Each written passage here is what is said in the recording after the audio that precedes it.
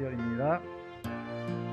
이른 아침에 성으로 돌아오실 때에 시장하신지라 길가에서 한 무화과 나무를 보시고 그리로 가사 잎사귀밖에 아무것도 찾지 못하시고 나무에게 이르시되 이제부터 영원토록 네가 열매를 맺지 못하리라 하시니 무화과 나무가 곧 마른지라. 제자들이 보고 이상히 여겨 이르되 무화과 나무가 어찌하여 곧 말랐나이까? 예수께서 대답하여 이르시되 내가 진실로 너희에게 이르노니 만일 너희가 믿음이 있고 의심하지 아니하면 이 무화과 나무에게 된 이런 일만 할 뿐 아니라 이 산더러 들려 바다로 던져지라 하여도 될 것이요 너희가 기도할 때 무엇이든지 믿고 구하는 것은 다 받으리라 하시니라. 아멘.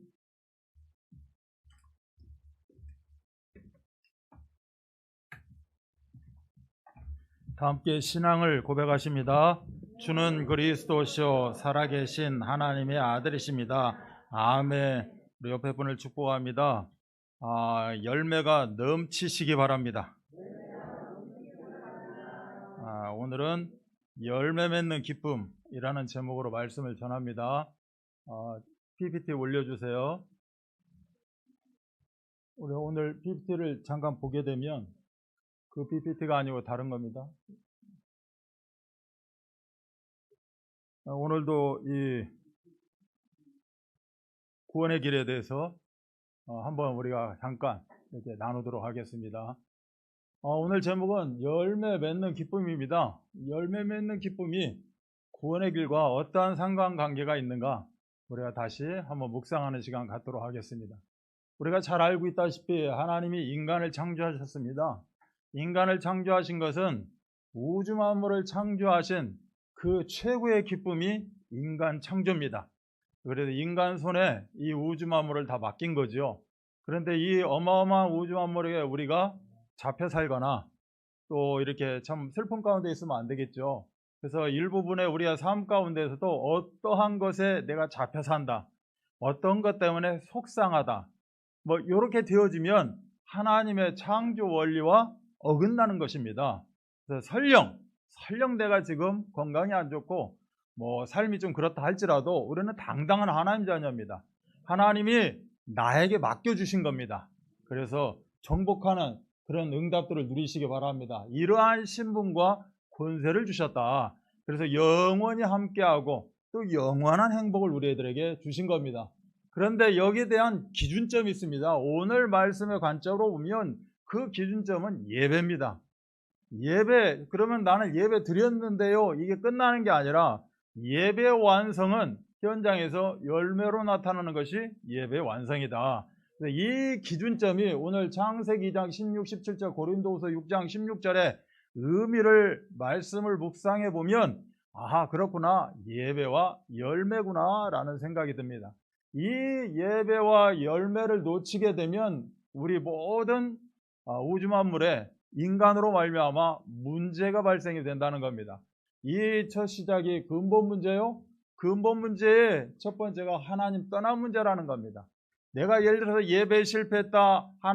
예수님이 그렇게 원하시는 열매에 놓치고 살고 이렇게 저렇게 세상 거에 서론적인 것에 묻혀 산다. 그 말은 내가 지금 하나님을 떠나 있다는 겁니다.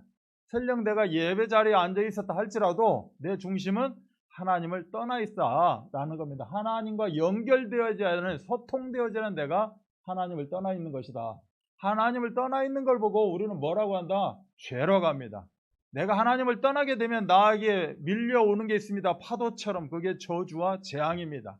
그래서 궁극적으로 사단은 이 하나님의 최고의 작품 인간을 자기 손아귀에 주고 종노릇하게 만든다. 그래서 그 종들을 데리고 지금 세상을 지배한다. 영적인 세상을 지배한다라고 볼 수 있겠죠.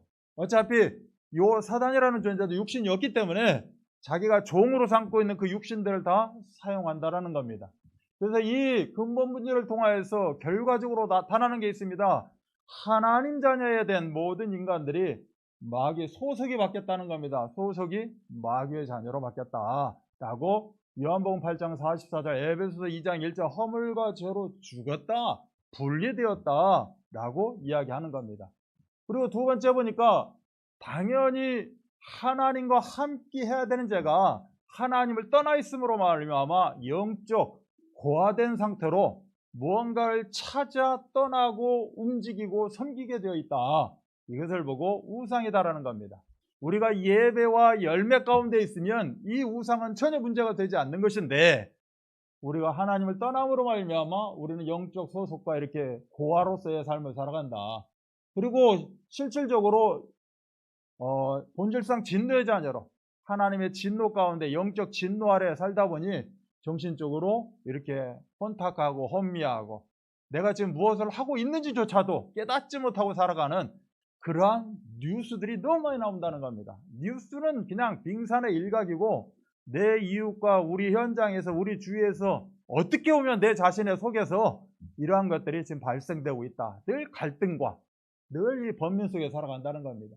그래서 실질적으로 영적인 거지 생활을 하고 있다. 육신적으로도 사마리아 성에 그 소외계층 병든 자 완전히 그 거지 이상의 삶을 살고 있는 그런 삶을 우리가 살 수밖에 없다.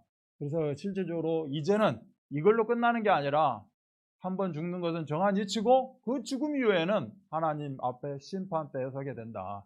그래서 영벌로 영생이 아니라 영벌에 참으로 삶 가운데서도 저주와 재앙 가운데 살다가 마지막 인생 여정 가운데서도 저주와 재앙 가운데 그 늪으로 빠져들어갈 수밖에 없다. 이것이 나 혼자 끝나는 것이 아니라 나와 관계된 모든 만남 또 내 후대들에게까지 영적 대물림으로 이어지게 되어 있다. 이 영적 대물림은 다른 게 아니라 우리 가문을 생각하시면 됩니다. 내가 직접적으로 피를 물려받은 그 가문, 또 내가 결혼을 해서 상대방의 그 가문, 두 가문이 가지고 있는 영적인 모든 배경들이 나를 통하여서 우리 후대까지 이어지게 되어 있다. 그래서 실질적으로 이스라엘 사람들은 그 자기들이 범죄한 그 핏값을 심지어 후대까지 찾아라 라고 할 정도로 이렇게 어마무지한 그런 생각들을 가지고 있었다는 겁니다. 그런데 인간은 영적인 존재인 거로 무언가를 찾기를 원하고 무언가를 갈망하고 무언가 공허 가운데 있다는 겁니다. 그래서 이 상황을 뭔가 벗어나고자, 이 상황을 타파하고자 뭔가 찾아서 움직인다는 거죠. 그게 종교로 찾아 움직이는 것이고, 설령 그 찾는 것이 하나님 앞에 돌아오면 그것보다 더 축복이 없을 텐데 하나님 아닌 또 하나님과 같은 동등됨으로 주고 있는 그러한 종교들을 찾아 떠나게 된다. 그래서 선행으로 철학으로 이 땅에서 정말 내가 이런 일 하면 내가 내 자식들도 복을 받고 나도 좋은 곳에 가고 이러한 그 세상적인 사고를 가지고 살아갈 수밖에 없다. 그러나 이 상황 가운데 우리 하나님은 해결책을 주셨다. 그게 바로 그리스도라는 겁니다. 오늘 여러분 주보의 앞면에 보면 사진이 있습니다. 우리 예배 사진입니다. 예배 사진 그 오른쪽 벽면에 하얀색 이 벽이 있는데 이 하얀색 벽이 좀 신경 쓰이더라고요. 그래서 이 하얀색 벽에다가 내가 그림을 그릴 수 없고 글씨를 하나 적어야겠는데 무슨 글씨를 적을까 고민하다가 바로 그리스도라는 글씨를 적게 됐습니다. 근데 그리스도가 하나가 아니고 두 개예요. 이게 그림자로 만들어가지고 두 개입니다. 그래서 앞에나 그림자나 우리의 모든 것은 다 그리스도가 답이 돼야 된다. 아멘. 그러면 이 그리스도가 뭡니까? 바로 하나님을 만나게 하는 선지자, 그 응답이 그리스도다. 내가 그리스도 붙잡게 되면 나는 당연히 예배 가운데 또한 예배를 통하여서 열매 맺는 그런 기쁨과 그런 삶을 살아가게 되어 있다. 내가 하나님을 만났다라는 의미는 나는 죄에서 해방받았다는 겁니다. 그래서 우리 예수님이 십자가에서 나의 모든 문제를 해결하시고 그 십자가를 통하여서 하나님과 만나고 이제는 저주와 재앙이 벗어나 행복 가운데 인도하시게 된다. 그래서 아무리 사단이라는 존재가 나를 종로로 산다 할지라도 전혀 우리는 잡힐 수가 없다는 겁니다. 그리스도 생각하면, 그리스도 외치면, 묵상하면 모든 나를 힘들게 하는 그런 요소들은 다 박살나게 돼 있다. 이것이 그리스도인 겁니다. 그럼 이 그리스도를 어떻게 합니까? 그 그리스도를 내 마음에 간직하는 겁니다. 인정하는 겁니다. 그렇게 되어질 때 하나님은 우리들에게 구원을 선물로 주신다. 구원이 뭡니까? 바로 하나님의 자녀입니다. 너는 이제 하나님 앞에 심판대에 섰을 때 영벌이 아니라 영생의 응답을 누린다.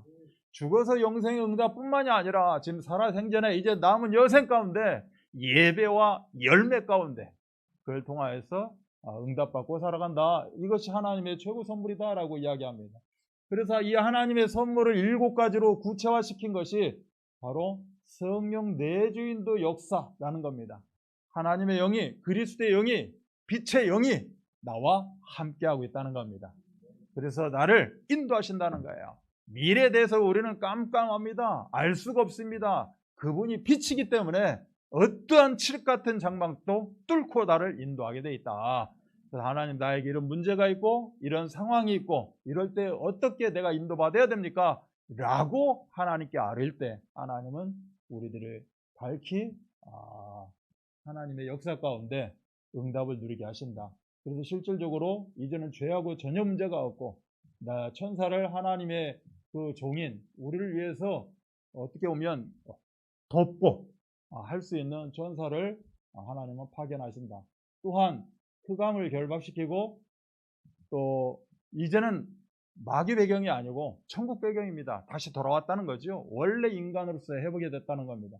그리고 끝내는 나를 통하여서 증인으로 제자로 하나님은 역사하신다라고 말씀합니다. 여기에 대한 핵심 성경 구절이 여기 보면 9번째 언약 성취의 흐름이라고 되어 있는데 창세기 3장 15절, 출애굽기 3장 18절, 이사야 7장 14절, 마태복음 1장 21절, 마태복음 16장 16절, 마태복음 28장 18절로 20절, 사도행전 1장 8절인데 요거는 또 차후에 우리가 다시 한번 나누도록 하겠습니다. 우리가 성경을 본다. 이 9번째 언약 성취의 흐름을 가지고 성경을 보게 되는 겁니다. 어느 성경을 보더라도 모든 성경은 이 흐름 가운데 있다. 이거를 우리가 하나하나 인도받도록 하겠습니다. 이것이 바로 열매 맺는 인생이요. 이것이 예배에 승리하는 우리의 시간표인 겁니다. 항상 그렇구나. 나는 하나님 자녀로 회복되었구나. 그렇다면 나는 창세기 1장 27절 28절 원래 신분과 권세로 회복되었고 나에게는 행복만 있는 겁니다. 힘들어요, 아파요, 슬퍼요? 아닙니다. 내가 예배와 열매를 놓쳐서 그렇습니다. 내가 예배와 열매를 붙잡게 되면 우리는 행복할 수밖에 없다. 아멘. 그래서 제목이 열매 맺는 기쁨입니다. 자, 그런 의미로 오늘 간단하게 칠판으로 하나만 써본다면 이거 바꿔주세요. 네. 불평이라는 단어를 이제 하나 써봅니다. 불평이라는 단어를 붙잡게 되면 희망은 사라지게 되어 있다 라고 우리가 오늘 말씀을 받았습니다. 그리고 우리가 감사라는 단어를 붙잡게 되면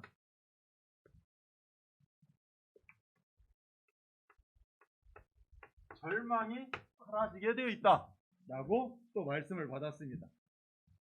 여기에서 사라진다를 지우게 되면 이 화살표가 어떻게 되죠? 불평은 절망으로 이어지고 감사는 희망으로 이어지는 겁니다. 그래서 이 불평을 생각할 때 희망이 사라진다. 이걸 보고 우리는 서론이라고 이야기를 합니다. 감사를 붙잡았을 때 절망이 사라진다. 이걸 보고 우리는 본론이라고 이야기합니다. 그러면 서론을 좀 구체적으로, 본론을 구체적으로 알기를 원합니다. 라고 했을 때 우선 본론을 보자는 거죠. 본론이 뭡니까? 우리에게 하나님의 선물이 주어졌는데 그 선물 중에 선물이 믿음입니다. 이걸 보고 절대 믿음이라 라고 이야기합니다. 변동되지 않는 믿음. 어떤 사람이 나도 믿음 갖고 있습니다 하면서 어떤 종교를 대상으로 믿고 있는 그 믿음이 아니라 절대 믿음. 전능자 여호와 하나님을 예수 그리스도 이름으로 믿는 믿음. 절대 믿음입니다. 절대 믿음 가지고 우리의 삶은 어떻게 됩니까? 예수님의 기대에 부응하는 삶을 삽니다. 예수님의 기대에 부응하는 삶을 사는 거예요. 절대 믿음을 붙잡고. 그러면 예수님의 기대에 부응하는 삶이 뭐냐? 열매입니다. 열매 맺는 삶이 예수님의 기대, 예수님의 기대치. 여기서 예수님의 기대치는 일반적인 사람들에게, 일반적인 하나님 자녀들에게 나의 기대치가 이런 거다 라고 할 수도 있겠지만, 실질적으로 우리 각자를 향한 예수님의 기대치가 분명히 있을 거예요. 그 기대치가 한 문맥으로 뭐라고 이야기하느냐? 열매 맺는 삶이라는 겁니다. 아멘. 여기서 우리가 얻어내는 게 뭡니까? 기쁨입니다. 그래서 항상 기뻐하라, 쉬지 말고 기도하라, 범사에 감사하라 라고 이야기합니다. 여기서 항상입니다. 항상. 오늘은 내가 좀 상태가 안 좋으니까, 오늘은 여건이 그러니까, 오늘은 내가 너무 바쁘니까가 아니고 항상입니다. 그리고 기뻐하라, 기도하라, 감사하랍니다. 하라입니다. 하라. 이름하여 명령입니다. 명령인 동시에 이 원어적으로 찾아오면 인사말이라 이렇게 이야기를 합니다. 우리가 인사할 정도로 안녕하세요 라고 인사하는 거, 하이, 식사하셨어요? 이렇게 인사하는 게 뭐냐? 항상 기뻐하라, 쉬지 말고 기도하라, 범사에 감사하라. 우리 옆 사람하고 인사합니다. 시작. 그러니 항상일 수밖에 없죠. 아멘.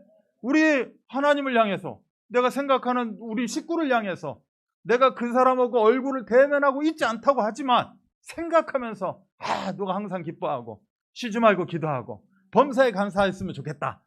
이 의미를 지금 이야기하는 겁니다. 이것이 바로 열매 맺는 그런 삶, 그런 기쁨이라는 거죠. 자, 본론을 정의했습니다. 그러면 이 서론은 정의 안 해도 되겠죠? 왜 그렇죠? 이 본론 아닌 것은 다 서론입니다. 그러면 본론 아닌 서론에 내가 매여 살게 되면 오늘 말씀에 불평, 근심, 걱정, 고민이 파도같이 몰려온다 라고 이야기를 하고 있는 것을 우리가 말씀을 받았어요. 서론 쪽으로. 자, 그렇구나. 그럼 내가 이번 주에 어떻게 살아야 되지? 본론 인생을 살아야 됩니다. 절대 믿음 가지고 예수님의 기대치, 예수님이 우리 드림교를 향한 기대치, 예수님이 우리 지교회 나를 향한 기대치가 무엇인가? 그거를 내가 언약으로 붙잡으면 됩니다. 다른 거 더 붙잡으려고 애쓰지 마세요. 우리는 머리가 한계가 있어요. 하나만 붙잡으면 됩니다. 하나. 예수님이 그 기대치가 무엇일까? 나를 향한, 나의 직분을 향한 기대치. 그 기대치를 내가 부응하면 돼요. 그 기대치를 내가 이루어가면 된다니까. 어떻게 이루어요? 내 생각에는 이래요가 아니라 이룰 수 있는 힘을 주셨어요. 절대 믿음입니다. 예수는 그리스도 모든 문제 결자, 예수 그리스도 이름 붙잡고 나를 향한 기대치가 이거였구나. 내가 이런 업을 하고 있는데 예수님이 이 업을 통해서 나한테 무슨 기대를 원할까? 기대치가 뭘까? 오늘 한 주간에 이런 스케줄이 있는데 여기서 어떤 기대치가 있을까? 라는 것을 붙잡게 되면 여러분은 참 기뻐할 수밖에 없는, 참 행복을 누릴 수밖에 없다라는 겁니다. 그거 아니고 딴 생각이 들었다. 다 서론이다. 그러면 결과가 어떻게 나타납니까? 파도처럼 몰려옵니다. 뭐가요? 그 이상한 것들이 파도처럼 몰려온다 라는 정의를 우리가 오늘 말씀을 통해서 붙잡게 되었습니다. 자, 이 응답들을 다 누리시기 바랍니다. 굉장히 이거 중요한 겁니다. 그러면 오늘 말씀을 잠깐 들으면서 또 2부의 말씀 여러분이 받았으면서 그걸 한번 훑어보게 되면 그렇구나, 이거였구나. 문장도 잡지 마시고 단어 하나만 잡으세요. 단어. 이렇게 다시 한번 묵상하다가 이게 예수님이 이번 주간에 나를 향한 기대치구나. 아멘. 근데 그걸 생각하는데 이상하게 누구 얼굴이 떠올라요. 그러면 그 사람 내버려 두지 말고 그 사람을 향한 하나님의 계획을 성취시키라는 시간표입니다. 이 응답들을 다 누리시기 바랍니다. 첫 번째 보니까 예수님의 기대예요. 오늘은 이제 목사님이 말씀을 쭉 이렇게 강해 설교를 하셨지만 그게 중요한 것들 우리가 좀 포인트를 찍어서 잠깐 묵상하도록 하겠습니다. 또 2부 때는 이제 다른 쪽으로 다른 각도로 보기로 하고요. 예수님의 기대치가 뭐냐? 한마디로 열매를 원하시는 예수님이다 라고 제목을 바꿔도 되겠죠. 예수님의 기대는 뭐다? 열매를 원하신다는 겁니다. 나를 향한 기대가 뭐지요? 나를 향해서 열매를 원하신다는 거예요. 그 이제 열매를 우리가 이제 고민을 해봐야겠죠. 그럼 과연 열매가 무엇입니까? 라고 했을 때 열매가 어떻게 나타나는가? 무엇인가? 자, 구원, 우리가 지금 구원의 길, 이 십자가를 이게 보게 됐습니다. 구원이 뭡니까? 그리스도이신 예수님과 함께 살아나는 것, 그리스도 대신 예수와 함께 일어나는 것, 이걸 보고 우리는 구원이라고 이야기를 합니다. 구원이라는 정의를 이야기했을 때 다른 어떻게 현장에서 누가 구원이 뭡니까? 라고 물어보게 되면 예수 그리스도와 함께 내가 살아나는 것, 예수 그리스도와 함께 일어나는 것, 이게 구원이다 라고 이야기하면 되겠죠. 그러면 또 신앙생활이 무엇입니까? 라고 묻는 사람도 있어요. 신앙생활이 도대체 무엇입니까? 그리스도이신 예수와 함께 일어나는 게 구원이라면 이제는 임마누엘이신 예수님과 함께 누리는 것, 이걸 보고 신앙생활이라고 이야기합니다. 그럼 이 두 문장에서 우리가 붙잡아야 될 단어가 있습니다. 하나는 구원이요, 하나는 임마누엘입니다. 구원을 통하여서 내가 살아난 존재가 되었습니다. 구원을 통해서 내가 예배하는 존재가 되었다는 겁니다. 내가 예배를 드리고 있다. 구원받은 하나님 자녀입니다. 아멘. 근데 거기다가 지금 또 웃으면서 아멘까지 했다. 이건 더할 나위 없이 확증시키는 거겠죠. 자, 예배가 구원입니다. 그럼 임마누엘은 뭐예요? 열매입니다.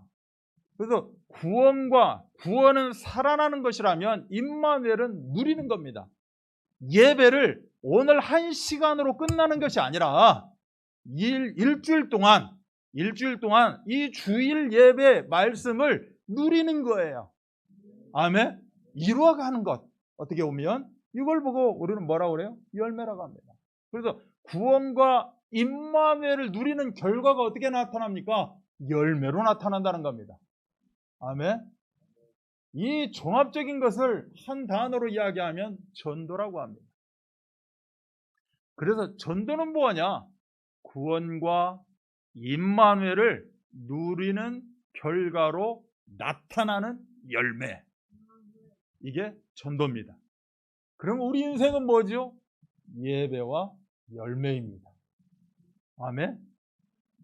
예배, 하나님의 말씀을 내가 붙잡고 열매, 즉 전도가 뭐예요? 하나님의 말씀을 나누는 것. 너는 입에 다른 말, 쓸데없는 말하는 이 입에 사이에 한 번 내가 나누는 것. 그랬더니 한 번이 두 번이 되고 두 번이 세 번이 되어지고 실질적으로 나의 24가 되어지더라는 겁니다. 이게 참으로 아름다운 인생이다 라고 볼 수 있겠죠. 그래서 열매를 원하시는 예수님의 기대치가 뭐냐? 항상 영적 개혁하기를 원하십니다.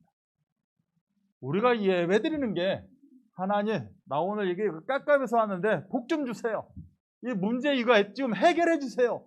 이거의 예배가 아니라 오늘 이 예배를 통하여서 내가 개혁되게 하옵소서. 그래서 대한예수교 장로에 우리는 개혁입니다. 기독교 신교가 개혁입니다. 항상 갱신 개혁하는 거예요. 그래서 어제인 나가 오늘인 나가 되는 게 아닙니다.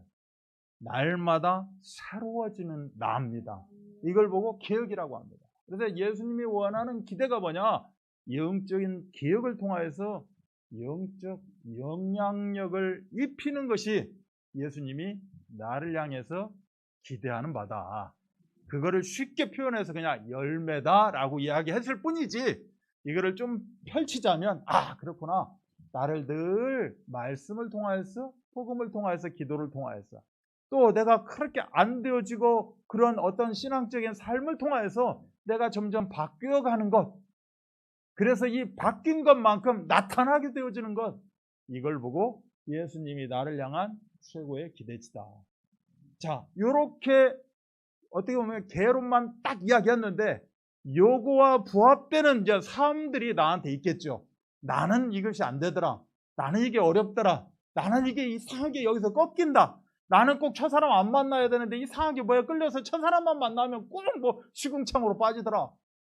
안 긁는 카드도 긁어놓고 나중에 가서 후회하고 뭐 등등 여러 가지 안 되더라. 그럼 나한테 계획은 무엇일까? 아, 끊는 거구나. 그러면 지금은 이런 식의 어떤 것들을 늘 하나하나 접목해 간다면 이번 주간에 여러분들은 어마어마한 응답을 누리게 될 것이다 라고 이야기하는 거죠.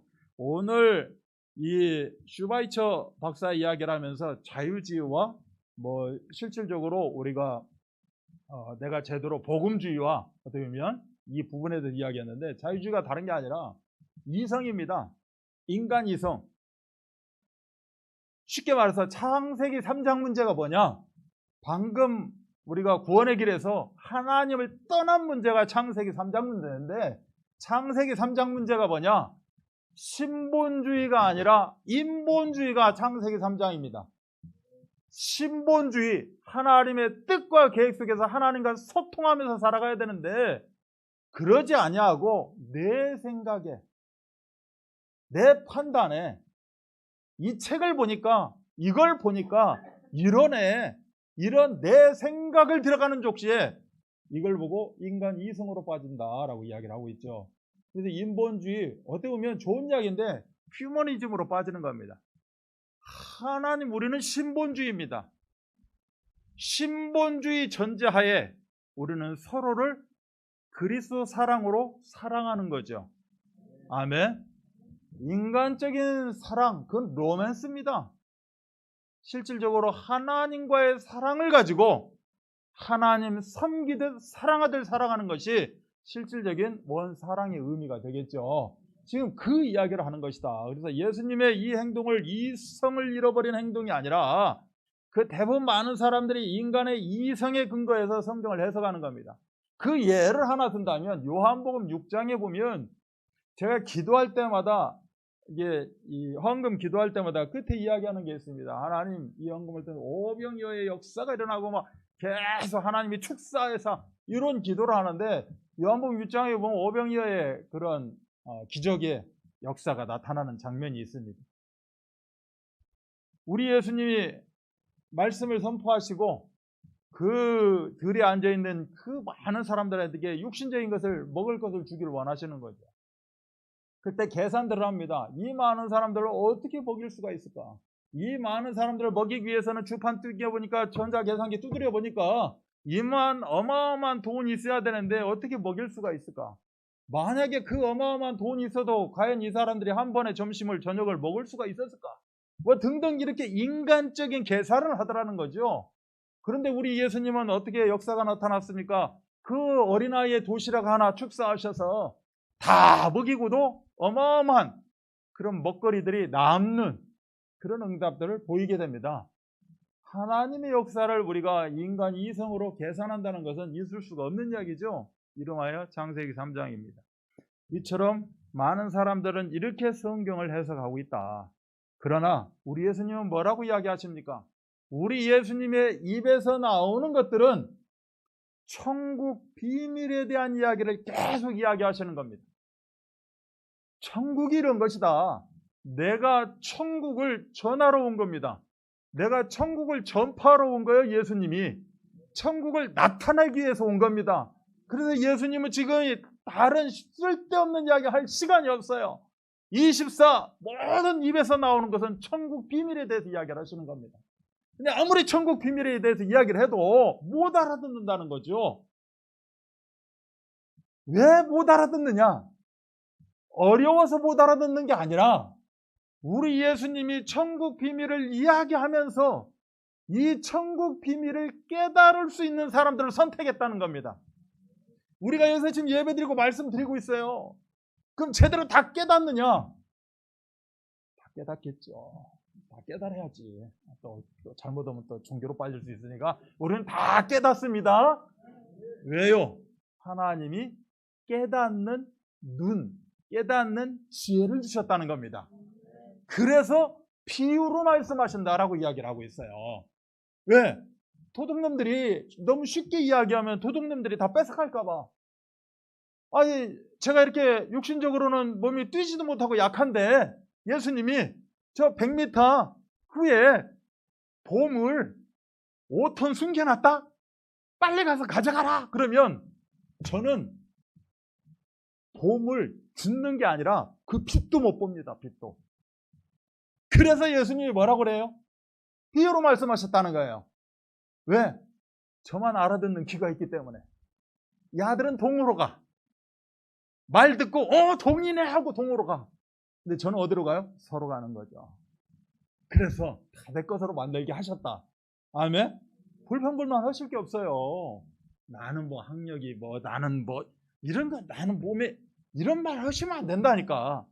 예수님은 알아들을 수 있도록 구원받은 자들만 알아들을 수 있도록 거듭난 자들만 알아들을 수 있도록 천국 비밀을 비유로 살아가셨다라고 이야기합니다.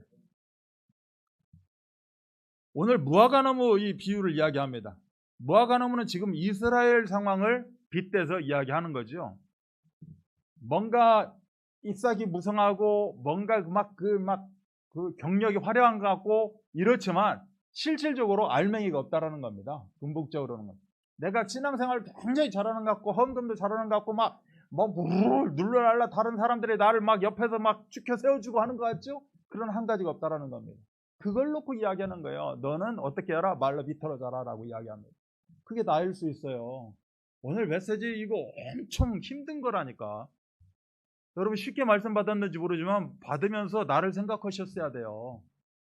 아, 내가 지금 이거 바로 즉시 말라버린 인생이 되지 않았나? 라는 것을 깨달으셔야 됩니다. 혹시 그런 마음이 드셨걸랑 오늘 말씀 붙잡으시면 됩니다. 그럼 바로 회복되는 줄 믿습니다. 그래서 이런 형식적이고 뭔가 문서화되어 있고 이러한 종교생활을 하는 자들을 향해서 예수님이 메시지를 선포하는 겁니다. 그 디모데후서 3장 5절에 이런 말이 있어요.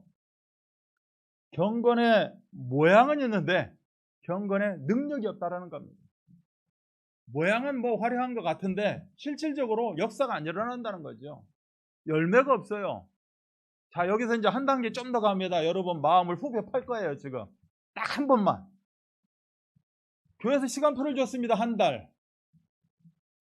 한 달 시간표, 본 게임은 한 달을 줬고 오늘까지 한 3달 전부터 막 무릉 가동을 시작했어요. 오늘을 서서히 보내면서 여러분들에게 열매가 과연 있었는가? 열매가 없다? 있다를 떠나서 여러분 자신을 한번 점검해 보라는 겁니다. 아, 나는 무화과나무구나. 아니면 나는 이런 부분에 열매가 있었다. 뭐 이런 부분. 그래서 열매가 나는 있었다고 하는데 예수님이 딱 보고 열매 없네. 말로 자라. 말로 피탈하잖아. 그러면 말로 버리는 겁니다. 예수님이 먹기에 합당한 열매가 있었나? 우리는 한번 점검하시면서 오늘 광고 교회 소식에서도 이번 기간은 특별히 우리가 한번 해보는 기간이고 52주를 우리들에게 주셨습니다. 52주 그러한 실질적인 영혼군의 열매도 맺는 그런 응답도 누리시기 바랍니다. 우리 예수님은 유명무실한 그런 영적인 삶, 또 유명무실한 그런 사람들 이렇게 많이 있다는 겁니다. 실질적으로 이름은 있는데 이름값을 못하고 산다는 거죠. 한마디로. 그런데 나는 너무 약해서 내 이름값을 못하고 살아 라고 이야기하시는 분들도 있어요. 내가 너무 부족해서. 그래서 우리 예수님이 뭐라고 이야기합니까? 고린도후서 6장 8절로 10절에 보면 네가 무명한 자 같냐? 아니다. 너는 보다 유명한 자라는 겁니다. 그럼 내가 무명한 자인 것 같은데 왜 유명한 자입니까? 절대 믿음 가졌다는 겁니다. 내 그리스도 붙잡았다는 겁니다. 아멘. 나는 예배와 열매라는 이 하나님의 언약을 붙잡았다는 겁니다. 그렇기 때문에 연약한 것이 아니라 하나님은 나를 들어 쓰시기를 원한다는 겁니다. 그래서 나에게 성도라는 그런 직분도 주는 거고 또 이런저런 직분을 줍니다. 그래서 그런 직분을 통해서 영적인 열매를 맺는지 맺고 있는지 늘 점검해야 된다는 거예요. 그래서 열매하면 우리가 떠오르는 성경 구절이 갈라디아서 5장 22절로 23절입니다. 어제 우리 토요 메시지에서도 잠깐 말씀 주신 건데 사랑과 희락과 화평이라는 열매가 있습니다. 이게 누구와 관계죠? 하나님을 향한 그 열매가 사랑과 희락과 화평입니다. 오래 참음과 자비와 양선이 있습니다. 이거는 나와 같은 이 세상 사람들을 향해서 내가 오래 참을 수 있고 자비할 수 있고 양선할 수 있다는 겁니다. 또 나의 영적 개혁을 위해서 충성과 온유와 절제라는 열매가 있습니다. 이런 9가지 열매를 통하여서 우리가 늘 개혁되고 개혁된 만큼 영향력을 입히는 그런 축복들을 다 누리시기 바랍니다. 이 9가지 열매가 어디서 빛을 발하게 되느냐? 갈라디아서 2장 20절에서 빛을 발하게 됩니다. 이 9가지 열매를 내가 붙잡았습니다 라고 갈라디아서 2장 20절 그 근본 위에 서게 되면 우리는 어마어마한 열매 가운데 놓이게 되어진다 라고 이야기를 하죠. 그래서 마태복음 6장 33절 잘 알고 있다시피 너희는 먼저 그의 나라와 그의 의를 구하라. 그리하면 이 모든 것을 너에게 더하시리라 라고 되어 있습니다. 이것도 두 단락으로 나눌 수가 있습니다. 너희는 먼저 그의 나라와 그의 의를 구하라. 이 말이 무슨 말입니까? 너에게는 생명의 비밀이 있다라는 겁니다. 그 생명의 비밀을 붙잡게 되면 더하시리라. 열매의 풍성함, 열매 맺는 기쁨을 누리게 되어진다 라고 분명히 우리를 통해서 말씀하십니다. 어떻게 이루어집니까? 강단을 통해서 그렇게 이루어지게 되어 있다. 그래서 강단을 절대 믿음으로 붙잡게 되어지면 실질적으로 예수님에게 대체 열매 맺는 그런 응답들을 다 누릴 줄 믿습니다. 두 번째는 절대 믿음 회복이다 라고 이야기를 했죠. 절대 믿음 회복이라는 건 다른 게 아니라 나를 통해 하시는 하나님의 절대 주권이 있다라는 겁니다. 하나님은 내가 살고 있는 이 땅을 만드시고 이 땅에 나를 창조하셨습니다. 나를 왜 창조하셨을까요? 생육, 번성, 충만, 정복, 다스리라고 나를 창조하셨다. 말이 맞는데 왜 나를 단순히 그 세계에서 즐기라고 창조하신 것이 아니라 그 세계에서 내가 하나님이 창조된 그 세계에서 하나님은 우리와 함께 일하시기를 원한다는 겁니다. 나를 왜 하나님 자녀로 만들었을까? 나를 왜 예배자로 만들었을까? 하나님은 나를 통해서 하실 일이 있다는 겁니다. 하실 일 뒤에 나타나는 게 뭡니까? 열매입니다. 그래서 하나님과 함께하고 하나님과 임마누엘을 누리게 되면 우리 하나님은 끊임없이 나의 재창조의 응답, 역사를 이루어갈 겁니다. 나를 더 개혁시키고 실질적으로 하나님이 원하시는 바로 이루어 나타나게 하시는 재창조, 그러한 역사를 이루시게 된다. 근데 이걸 내가 놓치게 되면 어떻게 됩니까? 당연히 죽음에 이르게 되겠죠. 다른 것이 아니라 흙 아니면 어떻게 보면 하나님 앞에서는 흙 아니면 백입니다. 회색이라는 게 없어요. 내가 이걸 붙잡게 되면 나는 재창조의 응답을 누리게 될 것이고, 그러면 놓치게 되면 어떻게 됩니까? 당연히 죽음에 이르게 된다. 그래서 예수님이 이렇게 수많은 이적을 보면서도 예수님에 대한 참된 믿음이 없는 것을 보게 됩니다.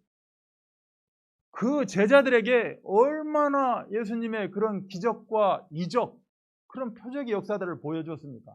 실질적으로 제자들이 있는 앞에서 물 위를 막 걸어오십니다, 예수님이.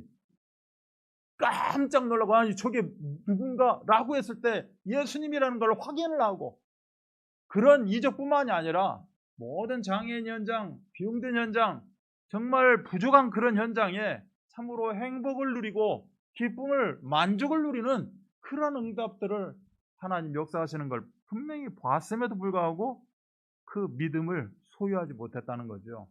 그래서 이렇게 열매를 맺고 풍성한 삶을 살기 위해서는 제일 중요한 게 뭐다? 믿음입니다. 너는 믿음이 크다, 작다, 이런 논리가 아니라 믿음은 하나님의 능력을 체험하는 통로다라고 말씀을 하셨어요.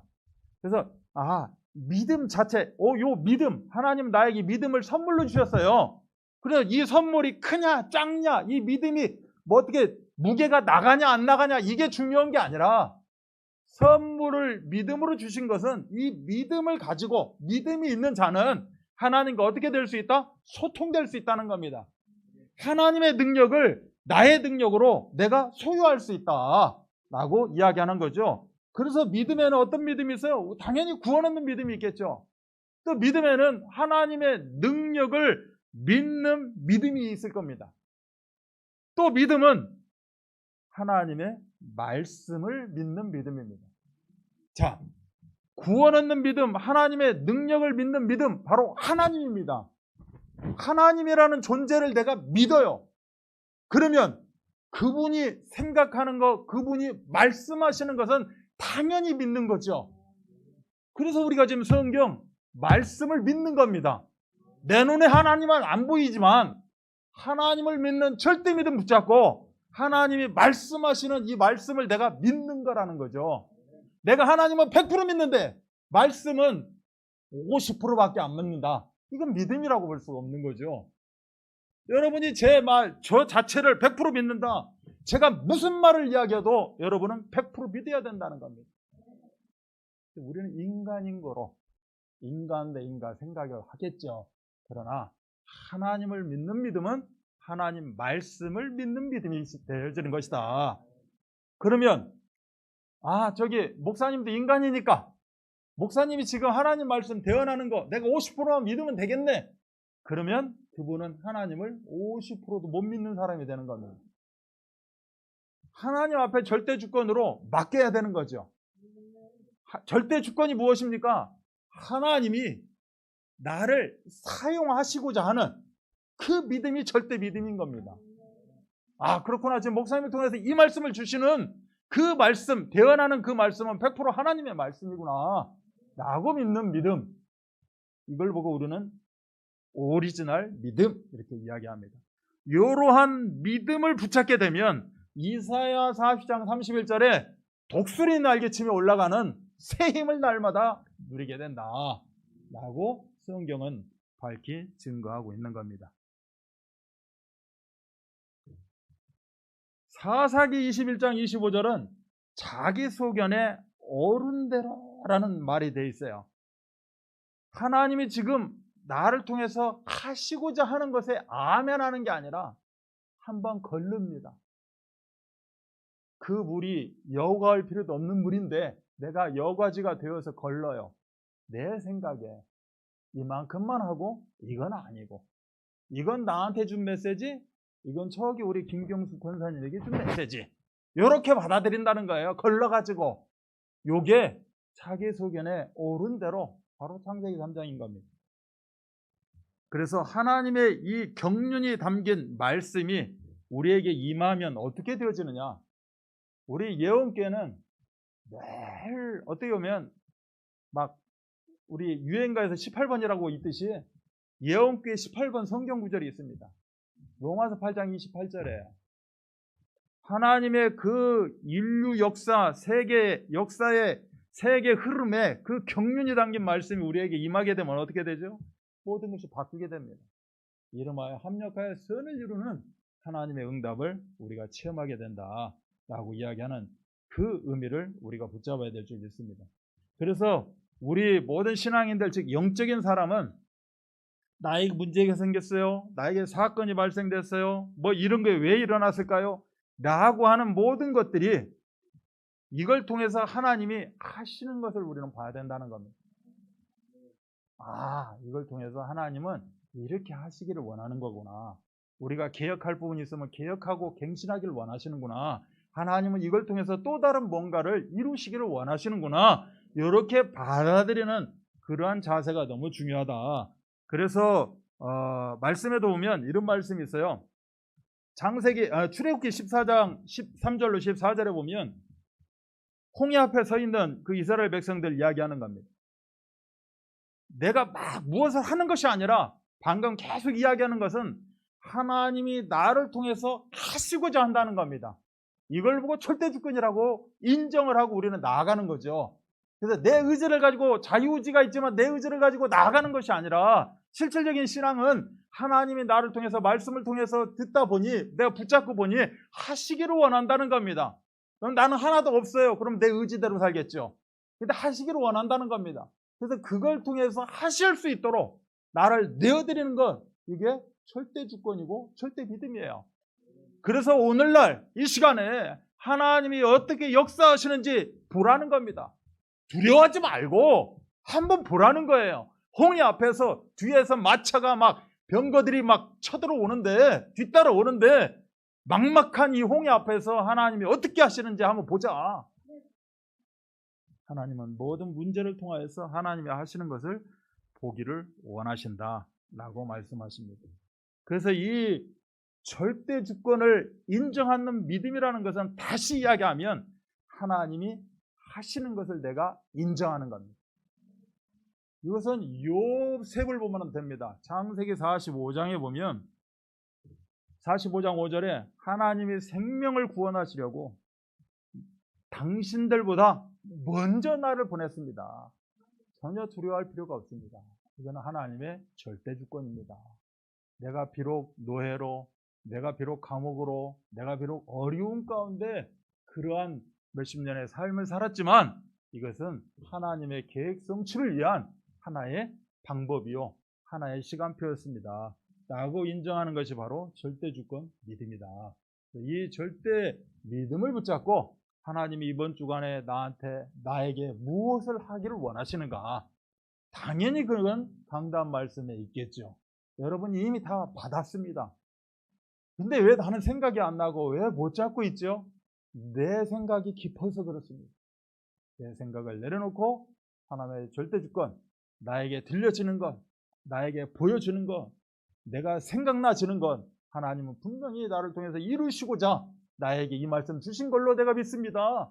그렇다면 이 말씀이 성취되어지는, 즉 예수님의 그 기대치에 부응하는 그러한 시간표 되게 하여 주옵소서. 우리는 기도해야 될 줄 믿습니다. 그래서 예수님은 이 믿음의 강구로 풍성한 열매를 맺을 것을 말씀하고 있다는 거죠. 그래서 하루의 시작도 이렇게 이러한 기도로 시작을 해야 된다. 하나님, 내가 오늘 하나님 앞에 나를 맡기길 원합니다. 하나님이 오늘 강단을 통해서 주신 이 말씀, 나를 통해 성취되어지기를 원합니다. 협력해서 선을 이루기를 원합니다. 여기에 내가 쓰임받기를 원합니다. 라는 기도로 우리는 시작이 되어야 될 줄 믿습니다. 그렇다면 우리의 모든 발걸음, 모든 스케줄 속에서 분명히 하나님의 열매로 나타날 것이다. 그래서 오늘 결론적으로 영화 제목 하나 이야기해 줬습니다. 뭐였죠? 생명과 헌신입니다. 한마디로. 말씀을 따라가고 예수님을 따라가면서 실질적으로 그러한 응답들을 누리는 그런 역사가 있기를 바랍니다. 예수님이 제자들과의 그런 사역 속에서 제자들이 굉장히 이렇게 좀 식사 때가 지나가고 너무 배고파 하는데 뭐 먹을 것도 없고 없더라는 거죠. 돈도 없고. 그렇게 예수님 앞에 배고프다고 이제 하소연을 합니다. 그래서 예수님이 제자들을 바닷가로 보내서 너희들이 그 바닷가에 가면 그 돌들이 있을 것이다. 그 돌들을 하나씩 주워와라 라고 이제 이야기를 했습니다. 그래서 이제 몇 명이 갔죠. 베드로를 비롯해서 가룟 유다랑 안드레랑 뭐 야고보랑 몇 명이 갔습니다. 가지고 바닷가에 보니까 돌들은 있어요. 그래서 그러면 도대체 어떤 돌을 가지고 가야 되냐. 내 신앙 양심상 이 정도는 가지고 가야 될 것 같고, 뭐 이 정도는 가지고 가야 될 것 같고, 그래서 고민을 하다가 베드로가 낑낑낑낑낑낑낑 자기보다 정말 더 무거운 것 같은 그런 돌을 낑낑 대고 가지고 옵니다. 안드레도 가지고 오고 요한도 가지고 오고 다 이제 이렇게 갖고 오는 걸 보게 됩니다. 딱 자기 돌들을 가지고 예수님 앞에 왔어요. 그래서 이 돌을 어떻게 할까요? 앉아서 너희들 무릎 앞에 이 돌을 놓거라 라고 이야기했습니다. 그래서 무릎 앞에 딱 돌을 놨죠. 자, 우리 식사 기도하자 라고 예수님이 기도를 하기 시작했습니다. 식사 기도를 끝나고 자 이제 눈을 뜨거라 했더니 베드로 그 앞에 탕수육이 있었습니다. 안드레 팔보채가 있었어요. 마태 난자완스가 있었는데, 이 난자완스가 뭐예요? 이거 한 번도 안 먹어본 것 같은데, 이게 돼지고기인가요? 야고보 짬뽕이 있었네요. 요한 자장면이 있었습니다. 가룟 유다 뭐가 있었을까요? 가룟 유다는 생각을 했습니다. 자기 생각에 내 여건을 보니, 내 체격을 보니, 지금 내가 너무 허리가 휠 정도로 배가 고프니, 아유 저 무식한 인간 베드로, 아유 안드레 이거 가져가도 돼. 조그만 자갈돌 하나를 가지고 이 앞에다 놨다는 겁니다. 뭘로 변했을까요? 단무지로 바뀌었다. 어떻게 보면 예수님이 큰 돌 갖고 오라고 하지 않았고 작은 돌 갖고 오라고 하지 않았어요. 그냥 바닷가에 가서 돌을 주워와라 했습니다. 기준점은 없어요. 단지 기준점은 뭐죠? 내가 그동안 예수 그리스도와 함께한 세월입니다. 이름하여 믿음이죠. 예수님과 소통되어지는 믿음입니다. 믿음이 어떠냐에 따라서 그들은 주워하는 것밖에 없어요. 근데 주워올 때 뭘 생각했어요? 믿음을 가지고 자기 생각대로 한 겁니다. 이 믿음, 이 정도는 돼야지. 아니야. 뭐 하나님은 뭐 예수님은 하나님이신데 이것도 뭐 역사하면 다 역사하는 거지 라고 자기 생각을 얼마만큼 했느냐, 뭐 이 차이일 겁니다. 짜장면에 단무지 없으면 먹기 힘들어요. 뭐 단무지만 있다고 아무튼 뭐 제가 마지막 이런 말씀을 드렸지만 항상 고민을 하시는데 어떤 고민? 절대 믿음 붙잡고 고민하시면서 큰 열매를 맺는 그런 응답을 다 누리시기 바랍니다. 아버지 하나님 감사합니다. 열매 맺는 기쁨이 무엇일까요? 하나님은 우리들에게 이미 구원 주시고 구원 안에 믿음도 주시고 모든 것을 다 허락하셨다는 겁니다. 이게 선물입니다. 거저 주신 겁니다. 아버지 하나님, 이 구원의 응답을 가지고 예배하는 자로, 열매 맺는 자로 연장 가운데 한 주간 최고의 승리의 주역으로 쓰임받게 하여 주옵소서. 아버지, 이 시간에 절대 믿음을 이야기합니다. 절대 믿음이 왜 필요합니까? 절대 믿음 붙잡고 절대 강구를 하게 됩니다. 그래서 절대 응답을 우리가 얻게 되어지죠. 이런 신앙인들 보고 우리는 24 절대 제자다라고 이야기합니다. 우리 귀한 성도들 한 주간 24 절대 제자로 쓰임받게 하시고 그 주역으로 승리하게 하여 주옵소서. 감사를 드리며 우리 구주 예수 그리스도를 받들어 기도하옵나이다. 아멘.